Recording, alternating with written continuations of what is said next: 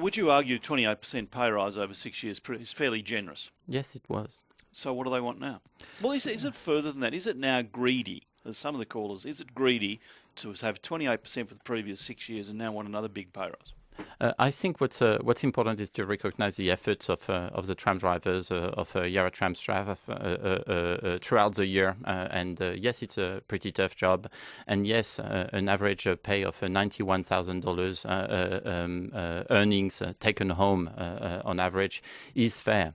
And what we've put on the table is a 13% increase in pay, which over how long? Over a period of 4 years, which brings an average earnings of more than $100,000 for a driver. But that's while maintaining all conditions on the network and improving lots of conditions compared to the current enterprise agreement. The 100,000, or 91 now, but up to 100,000, that we require him to work shifts and weekends and yes, things that's as well? average earnings. You have people earning more than that if they work more weekend shifts, and you have people earning less than that if they're not willing to earn shifts. That's important that we have the flexibility for people to actually earn more if they want to do so, and a bit less if they'd rather have a better work-life balance. What's the stumbling block? What's the problem? It's the pay.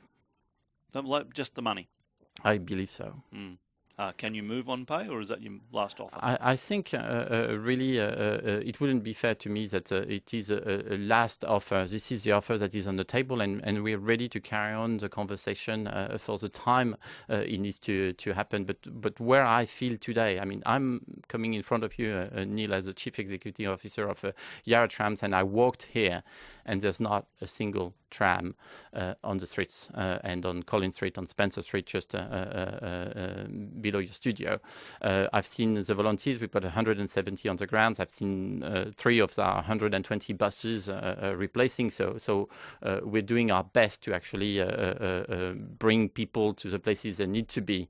But today you have people who are hurting, who've postponed their medical appointments or visits to their loved ones. What's the circuit breaker here? All industrial disputes are resolved eventually. Yes. How do you resolve this one, and as soon as possible? I think it's really about getting back at the negotiation table and being fair and reasonable and looking at what's the environment we're living in. 13% increase with no change in pay conditions is a very good offer. Well, particularly on top of 28% for the previous 6 years. Yes.